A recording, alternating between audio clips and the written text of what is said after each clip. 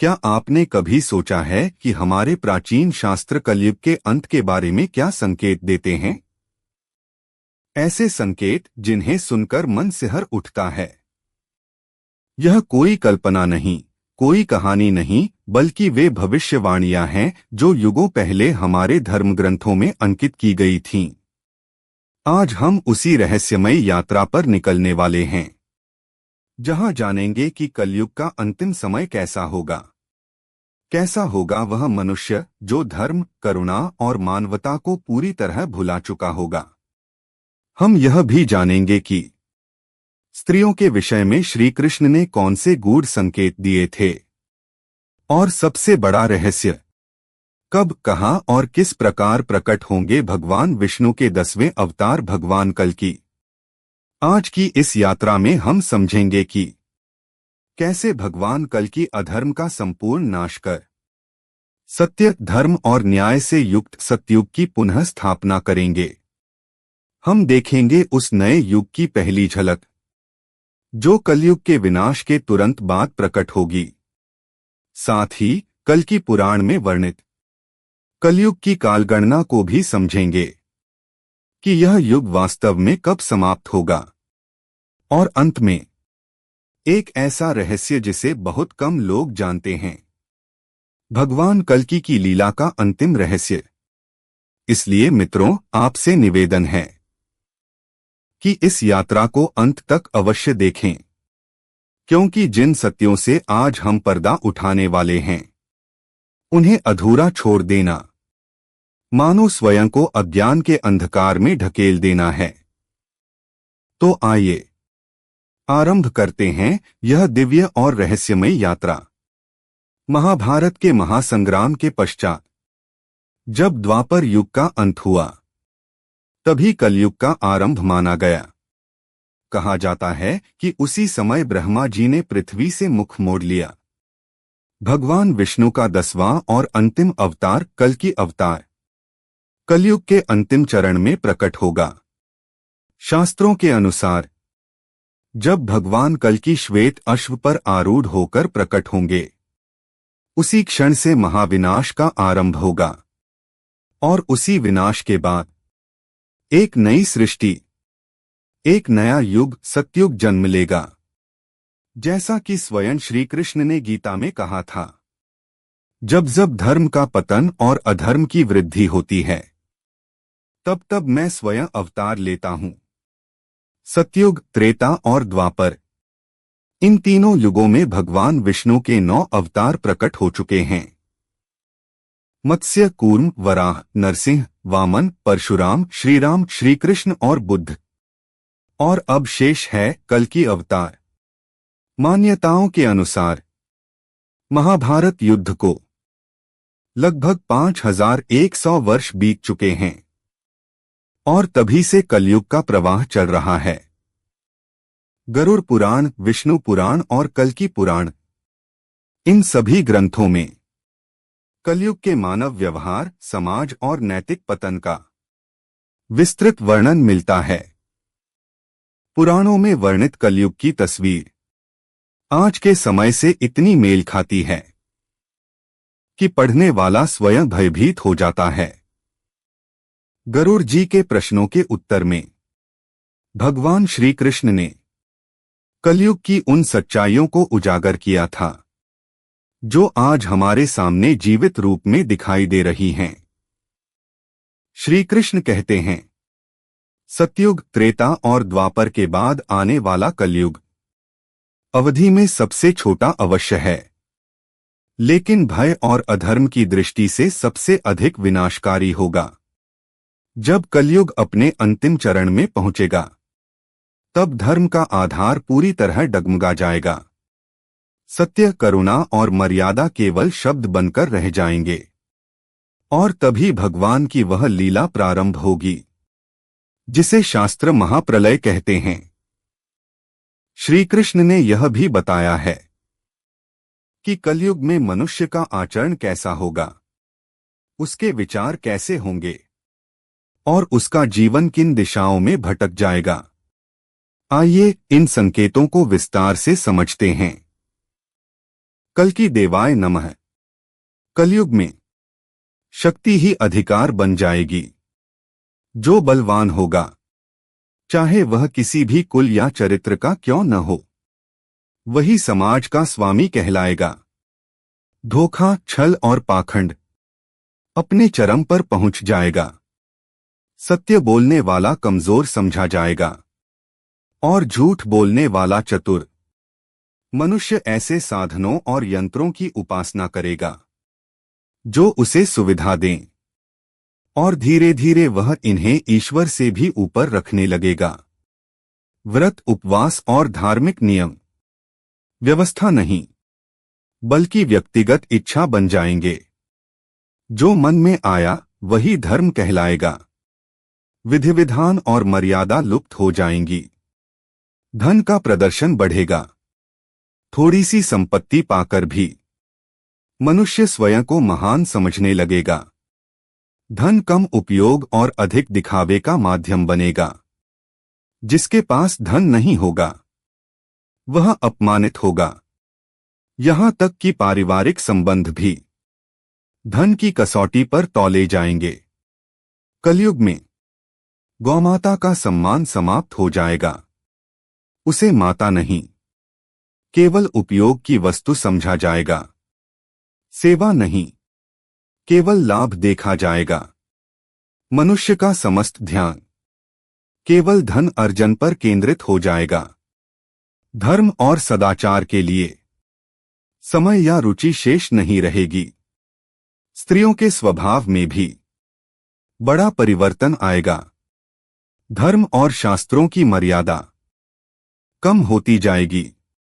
परिवार, सास ससुर और पति के प्रति सम्मान घटता चला जाएगा। स्वार्थ के कारण रिश्ते टूटेंगे। वृद्ध जन बोझ समझे जाएंगे। संयम और शील का स्थान उतावलेपन और असंतोष ले लेंगे। बिना शुद्धि के भोजन, अतिथि और अग्नि का अपमान सामान्य बात हो जाएगी। प्रकृति भी असंतुलित होगी। रोग बढ़ेंगे। तप, संयम और सात्विक आहार के अभाव में मनुष्य अल्पायु होगा। भूमि उपजाऊ नहीं रहेगी। फल और अन्न दुर्लभ हो जाएंगे। कम आयु में ही जीवन की कठिनाइयां आरंभ हो जाएंगी। शास्त्रों में कलयुग का यह स्वरूप अत्यंत भयावह बताया गया है।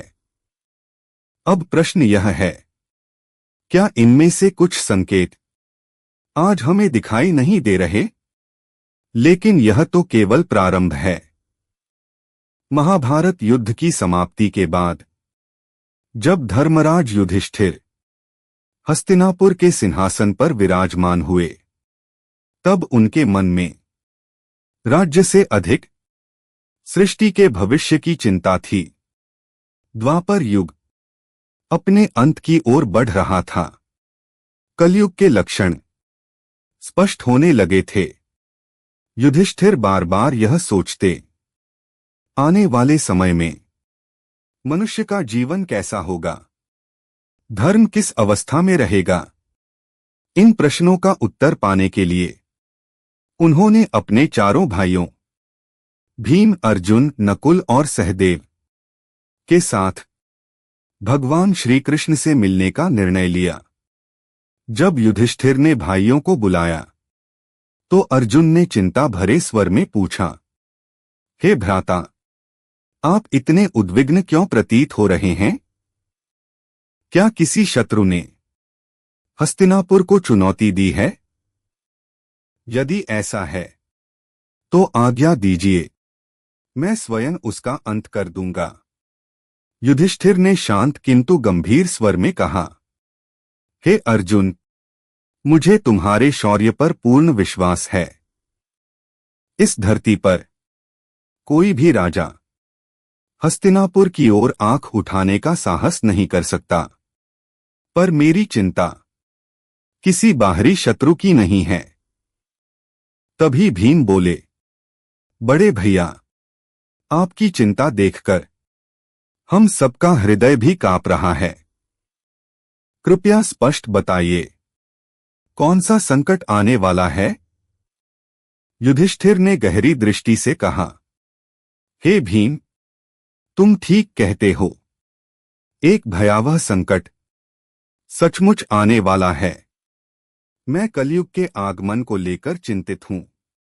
मुझे भय है कि उस युग में मानवता और धर्म किस दशा को प्राप्त होंगे।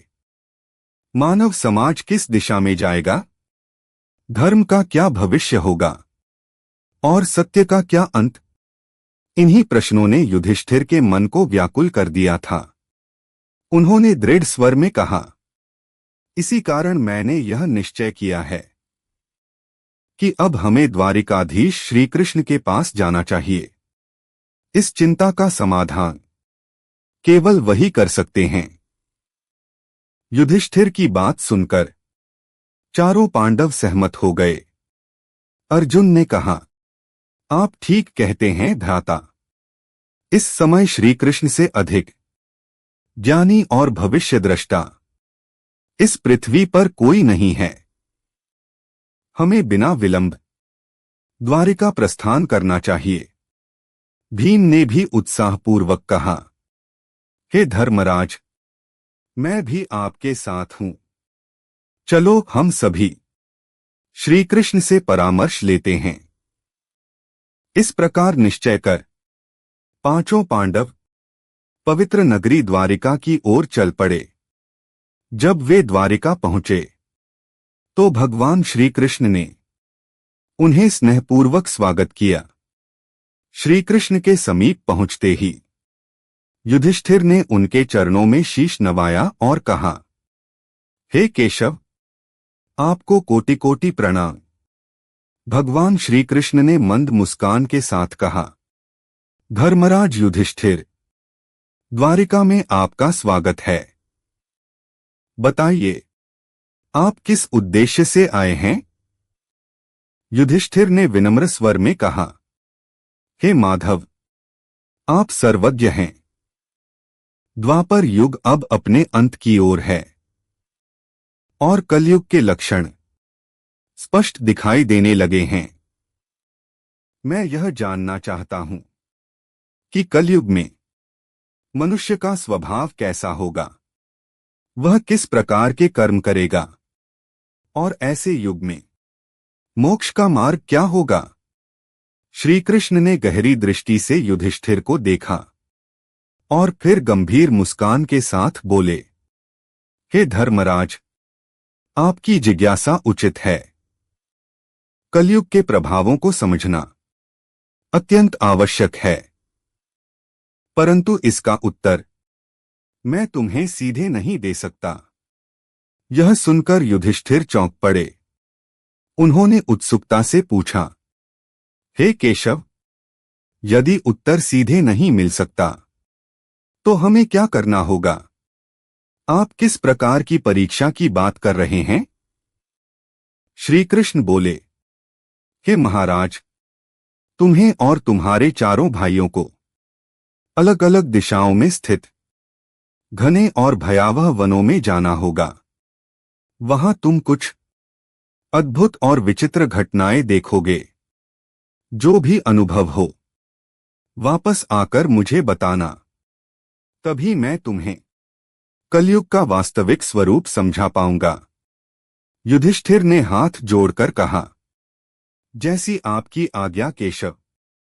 आप जिस दिशा की ओर संकेत करेंगे, हम जाने को तत्पर हैं। भगवान श्री कृष्ण ने कहा, हे महाराज, अब तुम और तुम्हारे भाई चारों दिशाओं में जाओ। प्रत्येक दिशा में घने और रहस्यमय वन हैं। वहां जो भी असामान्य दृश्य दिखाई दे, उसे ध्यान से देखना और लौटकर मुझे बताना। श्री कृष्ण की आज्ञा पाकर पांचों पांडवों ने वन की ओर प्रस्थान करने का निर्णय लिया। वे अपने रथों से उतरकर पैदल ही वनों की ओर बढ़ चले। यात्रा कठिन थी, मार्ग दुर्गम था, परंतु उनके हृदय में ईश्वर की आज्ञा पालन का संकल्प और सत्य को जानने की उत्कंठा थी। वन का वातावरण शांत, गूढ़ और रहस्यमय था। कुछ दूर चलने के बाद पांडव अलग अलग दिशाओं में बंट गए ताकि प्रत्येक अपने अपने अनुभव प्राप्त कर सके। सबसे पहले धर्मराज युधिष्ठिर एक घने और रहस्यमय वन में पहुंचे। वहां उन्होंने एक अत्यंत विचित्र दृश्य देखा। उन्होंने देखा एक विशालकाय हाथी जिसके 2 सूंड थीं। वह हाथी अपनी दोनों सूंडों से पेड़ों को उखाड़ रहा था और वन में भयानक उत्पात मचा रहा था।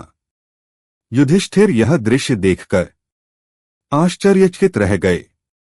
उनके मन में प्रश्न उठा, यह कैसी विचित्र रचना है और इसका क्या अर्थ हो सकता है? यहां से आगे कलयुग के प्रतीकात्मक संकेत एक एक करके सामने आएंगे। वह दृश्य इतना विचित्र था मानो उस प्राणी की शक्ति सामान्य नियमों से परे हो। धर्मराज युधिष्ठिर उस हाथी को देर तक देखते रहे। उनके मन में एक ही प्रश्न था, यह संकेत किस युग की ओर इशारा कर रहा है? उधर अर्जुन भी अपने मार्ग पर आगे बढ़ चुके थे। वे एक शांत और मनोहारी वन में पहुंचे जहां चारों ओर पक्षियों का कलरव था। अचानक उनकी दृष्टि एक विशाल पक्षी पर पड़ी। उस पक्षी के पंखों पर वेदों के मंत्र अंकित थे। उसका स्वरूप भव्य था, पर जो वह कर रहा था वह भयावह था। वह पक्षी मृत जीवों का मांस भक्षण कर रहा था। अर्जुन स्तब्ध रह गए। उन्होंने सोचा, यह कैसा विरोधाभास है? जिसके पास वेदों का ज्ञान है वह इतना पतित कैसे हो सकता है? उन्होंने उस दृश्य को अपने हृदय में अंकित कर लिया। इसी बीच भीम अपने मार्ग पर पहुंचे। वे एक हरे भरे चारागाह में थे जहां गायों का झुंड विचरण कर रहा था।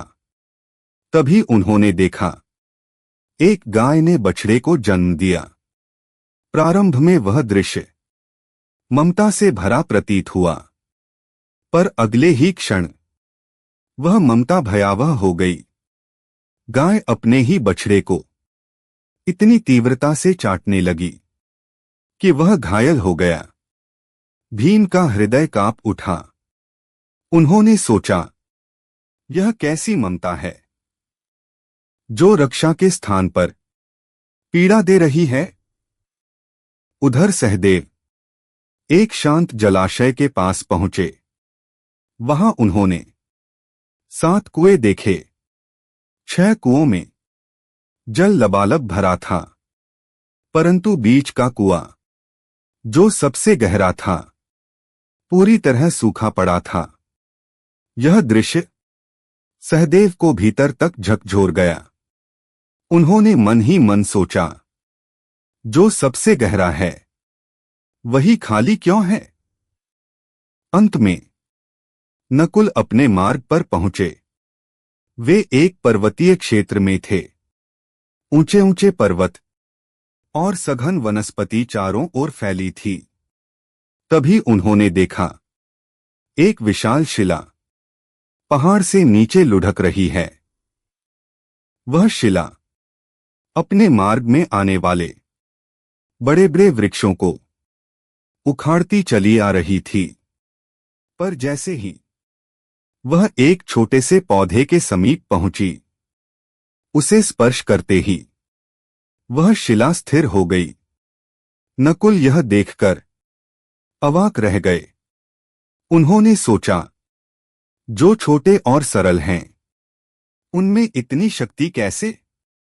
संध्या होते ही 5 पांडव वन से लौट आए और भगवान श्री कृष्ण के समक्ष उपस्थित हुए। सभी के मन में अपने अपने अनुभवों को साझा करने की उत्कंठा थी। सबसे पहले धर्मराज युधिष्ठिर बोले, हे प्रभु, मैंने एक ऐसे हाथी को देखा जिसकी 2 सूंड थीं। यह दृश्य मुझे अत्यंत विचलित कर गया। श्री कृष्ण मंद मुस्कान के साथ बोले, धर्मराज, यह दृश्य आने वाले कलयुग का संकेत है। उस युग में ऐसे शासक और अधिकारी होंगे जो दोनों ओर से शोषण करेंगे। वे एक ओर जनता से सेवा और निष्ठा की अपेक्षा करेंगे और दूसरी ओर अपने स्वार्थ के लिए उसी जनता का दोहन करेंगे। उनका बाहरी रूप धर्म का होगा, पर भीतर अधर्म भरा होगा। इसके बाद अर्जुन बोले, हे केशव, मैंने एक पक्षी देखा जिसके पंखों पर वेद अंकित थे, पर वह मृत देह का भक्षण कर रहा था। श्री कृष्ण गंभीर स्वर में बोले, अर्जुन, कलयुग में अनेक लोग स्वयं को विद्वान और धर्मगुरु कहेंगे। उनके मुख पर शास्त्र होंगे, पर हृदय में पवित्रता नहीं। वे धर्म का उपयोग सेवा के लिए नहीं, बल्कि लाभ के लिए करेंगे। मृत्यु और शोक को भी वे धन कमाने का साधन बना लेंगे। धर्म व्यापार बन जाएगा। फिर भीम ने कहा, प्रभु, मैंने देखा कि एक गाय अपनी ही ममता से अपने बछड़े को घायल कर रही थी। श्री कृष्ण ने उत्तर दिया, भीम, कलयुग में अत्यधिक मोह बुद्धि को ढक लेगा। माता पिता अपने बच्चों को इतनी सुरक्षा में बांध देंगे कि वे आत्मनिर्भर नहीं बन पाएंगे। यह ममता संरक्षण नहीं, बंधन बन जाएगी। अब सहदेव बोले, हे माधव, मैंने 7 कुएं देखे। 6 भरे थे, पर सबसे गहरा कुआं सूखा था। श्री कृष्ण ने शांत स्वर में कहा, सहदेव, यह कलयुग के दिखावे का प्रतीक है। लोग बाहरी रूप से धन और वैभव से भरे दिखेंगे। उत्सवों और आयोजनों में अत्यधिक खर्च करेंगे, पर उनके भीतर करुणा और संवेदना का कुआं सूखा होगा। पड़ोस में भूख होगी, पर हृदय में दया नहीं। अगले भाग में नकुल के दृश्य की व्याख्या और कलयुग का सबसे बड़ा रहस्य प्रकट होगा। वे धनवान लोग अपने वैभव में इतने डूबे होंगे कि उनके आसपास कोई भूखा है या प्यासा, यह देखने की भी उन्हें आवश्यकता नहीं लगेगी। धन का उपयोग सेवा और करुणा के लिए नहीं, बल्कि केवल अपने सुख और प्रदर्शन के लिए किया जाएगा। यह युग स्वार्थ, असंवेदनशीलता और अनदेखी का युग होगा, जहां धन होते हुए भी मानवता दरिद्र हो जाएगी। इसके बाद नकुल आगे आए और बोले, हे प्रभु, मैंने देखा कि एक विशाल शिला पर्वत से लुढ़कती हुई नीचे आ रही थी। वह अपने मार्ग में आने वाले बड़े बड़े वृक्षों को उखाड़ फेंक रही थी, पर जैसे ही वह एक छोटे से पौधे के समीप पहुंची, वह वहीं रुक गई। यह दृश्य मेरे लिए अत्यंत रहस्यमय था। श्री कृष्ण ने गंभीर स्वर में उत्तर दिया, नकुल, कलयुग में मनुष्य का पतन बड़े बड़े धन, सत्ता और वैभव के कारण नहीं रुकेगा।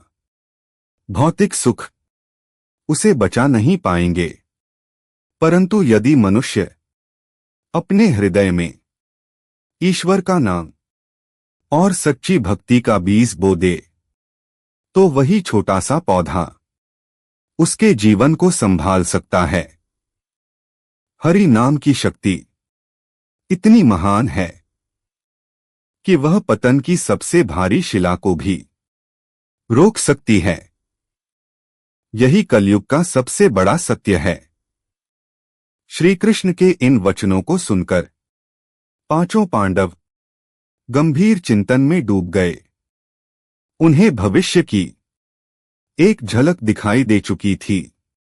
वे समझ चुके थे कि कलयुग में धर्म और सत्य के मार्ग पर चलना कितना कठिन होगा, पर साथ ही उन्होंने यह भी जान लिया कि यदि मनुष्य सच्ची भक्ति और ईश्वर के नाम का आश्रय ले तो इस अंधकारमय युग में भी उद्धार संभव है। अब ध्यान से सुनिए, क्योंकि यहां से आरंभ होता है इस कथा का सबसे महत्वपूर्ण और भयावह अध्याय। गरुड़ पुराण में भी कलयुग के अंत का विस्तृत वर्णन मिलता है। एक बार गरुड़ जी ने भगवान श्री कृष्ण से प्रश्न किया, हे प्रभु, चारों युगों में कलयुग को ही सबसे भयानक क्यों माना गया है? इस युग का अंत किस प्रकार होगा और उसके पहले कौन कौन से संकेत दिखाई देंगे? भगवान श्री कृष्ण ने गरुड़ जी की ओर देखकर कहा, हे गरुड़, कलयुग का अंत अत्यंत उग्र और विनाशकारी होगा। जब पृथ्वी पर ये संकेत प्रकट होने लगें तो समझ लेना कि कलयुग की घड़ी अब समाप्ति के निकट है और प्रलय का समय आ पहुंचा है। भगवान श्री कृष्ण ने कहा, कलयुग के अंतिम चरण में मानव की औसत आयु घटकर केवल 20 वर्ष रह जाएगी। शरीर अत्यंत दुर्बल हो जाएगा। 12 वर्ष की आयु में ही बाल श्वेत होने लगेंगे और शरीर झुर्रियों से भर जाएगा। यह संकेत मानव की शारीरिक और मानसिक शक्ति के पूर्ण पतन का प्रतीक होगा। उस समय स्त्रियां 8 या 9 वर्ष की आयु में ही संतान को जन्म देने लगेंगी। उनका शरीर अत्यंत क्षीण होगा, पर भोजन की लालसा अत्यधिक होगी। संतान कम होगी, क्रोध अधिक होगा और पालन पोषण की क्षमता लगभग समाप्त हो जाएगी। इससे समाज में अव्यवस्था, असंतोष और अराजकता फैल जाएगी। भगवान श्री कृष्ण ने आगे कहा, कलयुग के अंत समय में सच्ची पतिव्रता स्त्रियां दुर्लभ हो जाएंगी। एक स्त्री अनेक पुरुषों से संबंध रखेगी और इसे सामान्य माना जाएगा। यह स्थिति समाज में नैतिक मूल्यों के पूर्ण विनाश का संकेत होगी। सतयुग में राजा हरिश्चंद्र जैसे आदर्श हुए, जिन्होंने सत्य के लिए सब कुछ त्याग दिया। त्रेता युग में धर्म के 3 चरण शेष थे। पाप था, पर मर्यादा भी थी। इसी युग में वामन और राम अवतार हुए। राजा बलि ने 3 पग भूमि दान दी और रावण ने सीता को छूने तक का साहस नहीं किया। द्वापर युग में पुण्य और पाप समान मात्रा में थे। महाभारत का युद्ध धर्म की स्थापना के लिए हुआ। अब कलिकाल चल रहा है। यह वह युग है जहां पाप प्रबल है और पुण्य दुर्लभ। आज मनुष्य यदि थोड़ा सा दान भी करता है तो उसका प्रचार ऐसे करता है मानो उसने संसार पर उपकार कर दिया हो। यज्ञ, तप और साधना सम्मान के स्थान पर उपहास का विषय बन जाएंगे। पुराणों में लिखा है कि जब यह स्थिति अपने चरम पर पहुंचेगी, यहीं से भगवान कल्कि का आगमन और महाप्रलय का वर्णन शुरू होगा। अब तुम देवताओं से दिव्य अस्त्र शस्त्र प्राप्त करो और सिंगल द्वीप जाकर अपनी अर्धांगिनी पद्मा को स्वीकार करो। यही मेरी गुरुदक्षिणा होगी। यह आदेश पाकर भगवान कल्कि सर्वप्रथम भगवान शंकर के धाम पहुंचे। वहां उन्होंने विधिपूर्वक पूजन किया और शिव स्तोत्र की रचना की। उनकी तपस्या से भगवान शंकर अत्यंत प्रसन्न हुए और स्वयं प्रकट होकर बोले, वत्स, तुम धर्म की स्थापना के लिए आए हो। भगवान शंकर ने भगवान कल्कि को देवदत्त नाम का श्वेत अश्व और रत्नमारु नाम की दिव्य तलवार प्रदान की। अब भगवान कल्कि अपनी पत्नी पद्मा को प्राप्त करने सिंगल द्वीप की ओर प्रस्थान करने लगे। शुकदेव जी ने भगवान कल्कि को बताया, सिंगल द्वीप के राजा बृहद्रथ की पुत्री पद्मा ने भगवान शंकर से वरदान पाया है कि उनके पति स्वयं भगवान नारायण होंगे और जो कोई भी भगवान नारायण के अतिरिक्त उन्हें कामदृष्टि से देखेगा वह उसी क्षण स्त्री रूप में परिवर्तित हो जाएगा। राजा बृहद्रथ ने अपनी पुत्री के लिए भव्य स्वयंवर का आयोजन किया। जैसे ही राजकुमारी पद्मा सभा में आगे बढ़ी, उनके सौंदर्य को देखकर अनेक राजाओं के मन में काम भाव उत्पन्न हुआ और जैसे ही वह भाव जागृत हुआ, शिववरदान के अनुसार वे सभी राजा स्त्री रूप में परिवर्तित हो गए। यह दृश्य देखकर राजकुमारी पद्मा अत्यंत व्यथित हो गईं और हृदय से भगवान विष्णु का स्मरण करने लगीं। भगवान कल्कि ने शुक नामक पक्षी के माध्यम से सिंगल देश में अपना संदेश भिजवाया। शुक ने पद्मा से कहा, स्वयं भगवान कल्कि आपसे विवाह करने आ रहे हैं। यह सुनते ही पद्मा के हृदय में आनंद की लहर दौड़ गई। कुछ समय बाद पद्मा अपनी सखियों के साथ एक सरोवर के तट पर पहुंची। वहां उन्होंने देखा, तेज से दीप्त भगवान कल्कि श्वेत अश्व के समीप विश्राम कर रहे हैं। पद्मा उन्हें देखते ही मोहित हो गईं। भगवान कल्कि ने नेत्र खोले और मधुर स्वर में कहा, डरो मत, मैं वही हूं जिसकी तुमने आराधना की है। इसके पश्चात राजा बृहद्रथ ने विधि विधान से अपनी पुत्री पद्मा का विवाह भगवान कल्कि से संपन्न कराया। भगवान कल्कि अपनी पत्नी पद्मा को साथ लेकर संबल ग्राम पहुंचे। माता सुमति अपने पुत्र और पुत्रवधू को देखकर अत्यंत आनंदित हुईं। कालांतर में पद्मा जी ने जय और विजय नामक 2 पुत्रों को जन्म दिया। इसके बाद भगवान कल्कि ने अपने पिता की इच्छा पूर्ण करने हेतु अश्वमेध यज्ञ के लिए दिग्विजय आरंभ करने का निश्चय किया। भगवान कल्कि ने कीकटपुर को जीतने का निर्णय लिया। वहां के निवासी धर्म से विमुख और भोगविलास में लिप्त थे। भगवान कल्कि की सेना ने अधर्म के समर्थक जिन नामक नायक और उसकी समस्त सेना का नाश कर दिया। इसके पश्चात भगवान कल्कि हरिद्वार पहुंचे।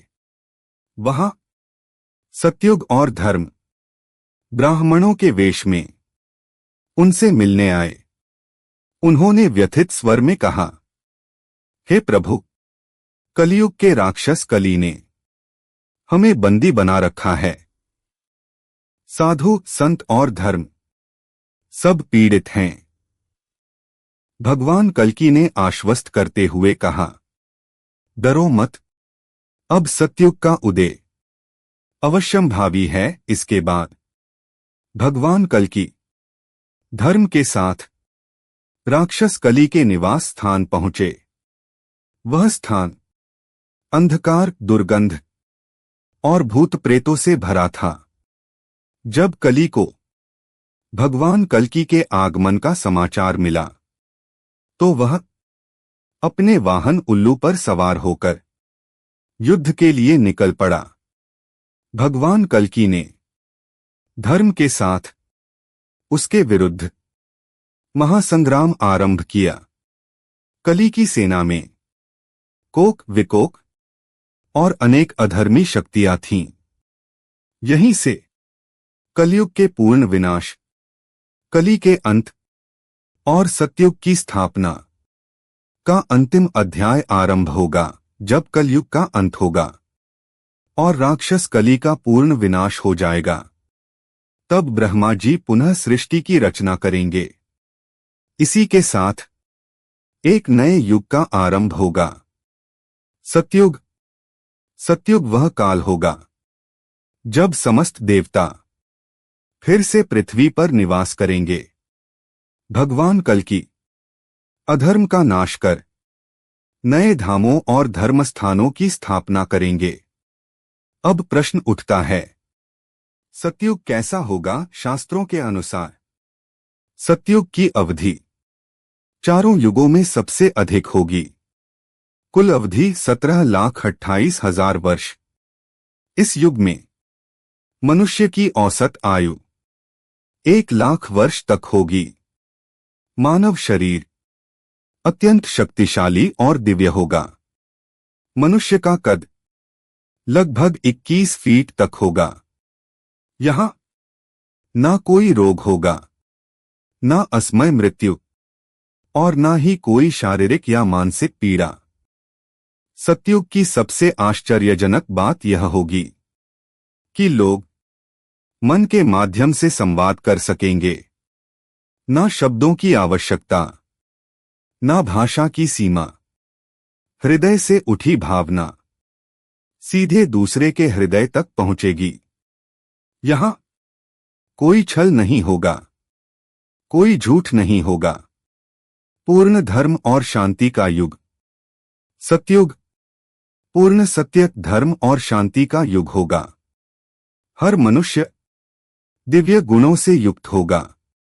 ना हिंसा, ना लोभ, ना भय, ना असत्य। कोई किसी को हानि नहीं पहुंचाएगा, क्योंकि सभी के हृदय करुणा से भरे होंगे। यहां हर व्यक्ति दूसरे का सम्मान करेगा। ना क्रोध होगा, ना ईर्ष्या, ना द्वेष। बिना राजा का राज्य।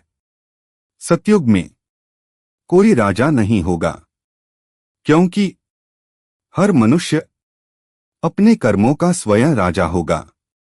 ना कोई युद्ध होगा, ना सेना की आवश्यकता, ना हथियारों का निर्माण, क्योंकि जहां अधर्म ही नहीं, वहां युद्ध किससे? एक दिव्य पृथ्वी, सतयुग की धरती स्वर्ग के समान होगी। पेड़ मनचाहा फल देंगे, नदियां अमृत के समान जल बहाएंगी। धरती पर सभी प्राणी सुख और संतुलन में रहेंगे। मनुष्य, पशु और प्रकृति तीनों में पूर्ण सामंजस्य होगा। यही है सतयुग, जहां ईश्वर हर हृदय में वास करेंगे, जहां धर्म ही जीवन होगा और सत्य ही शक्ति। यही वह युग है जिसकी प्रतीक्षा ऋषिमुनि, देवता और स्वयं पृथ्वी कर रही है। कलयुग के अंत के बाद यही होगा मानवता का पुनर्जन्म। यह समझना अत्यंत आवश्यक है कि कलयुग में भगवान ने हम पर अपार कृपा की है। जहां सतयुग में वर्षों की तपस्या आवश्यक थी, त्रेता में कठिन यज्ञ और व्रत, और द्वापर में विधिवत पूजन व सेवा, वहीं कलयुग में भगवान ने मनुष्य को सबसे सरल मार्ग प्रदान किया है, नामस्मरण। इस युग में बिना कठोर साधना, बिना कठिन तप, केवल श्रद्धा और विश्वास के साथ भगवान का नाम लेने मात्र से मुक्ति का द्वार खुल जाता है। जो व्यक्ति सच्चे मन से हरि नाम का उच्चारण करता है, वह अनजाने में भी अपने पापों का क्षय कर लेता है। लेकिन जो मनुष्य धर्म से विमुख होकर अहंकार, लोभ और मोह में डूबा रहता है, वह चाहे कहीं भी क्यों न चला जाए, कभी शांति नहीं पा सकता। ऐसा व्यक्ति ना इस लोक में सुख पाता है और ना परलोक में, क्योंकि जहां धर्म नहीं, वहां भगवान का वास भी नहीं। कलयुग में भगवान ने किसी से धन नहीं मांगा, यज्ञ नहीं मांगा, बलि नहीं मांगी। उन्होंने केवल एक ही बात कही है, मेरा नाम लो। जो नाम को थाम लेता है, वही इस भवसागर को पार करता है। यही कलयुग का सत्य है। यही भगवान की सबसे बड़ी कृपा। ऐसा व्यक्ति या तो अकाल मृत्यु को प्राप्त करेगा, या फिर सदैव दुख, भय और संकटों से घिरा रहेगा। प्रिय मित्रों, यदि आप कलयुग के दुष्प्रभावों से बचना चाहते हैं, तो सबसे पहले गलत संगति से दूरी बनाइए। जो लोग नकारात्मक सोच रखते हैं, धर्म का उपहास उड़ाते हैं और अधर्म को सामान्य मानते हैं, उनसे दूर रहना ही सबसे बड़ी साधना है। इसके साथ साथ भजन कीर्तन करते रहिए, वेदों और पुराणों का पाठ अवश्य कीजिए और ईश्वर की पूजा आराधना में स्वयं को लगाए रखिए। ऐसा करने से आपके जीवन में संचित बुरे कर्मों के फल धीरे धीरे समाप्त हो जाएंगे और आपको इस कलयुग के बंधनों से मुक्ति का मार्ग प्राप्त होगा। भगवान श्री कृष्ण स्वयं कहते हैं, जो व्यक्ति कलयुग में भी सत्य के मार्ग पर चलता है, उसका जीवन स्वयं सरल हो जाता है। यह सत्य है कि श्री कृष्ण द्वारा बताए गए ये मार्ग कलयुग के मनुष्य के लिए कठिन अवश्य हैं, लेकिन असंभव नहीं। जो इन बातों का पालन करता है, उसका जीवन धीरे धीरे शांत, संतुलित और सुखमय बन जाता है। आज की भागदौड़ भरी जिंदगी में लोग कहते हैं कि हमारे पास ईश्वर को याद करने का समय नहीं है, वेद पुराण पढ़ने का समय नहीं है। लेकिन जब जीवन में विपत्ति आती है, तो सबसे पहले भगवान ही याद आते हैं।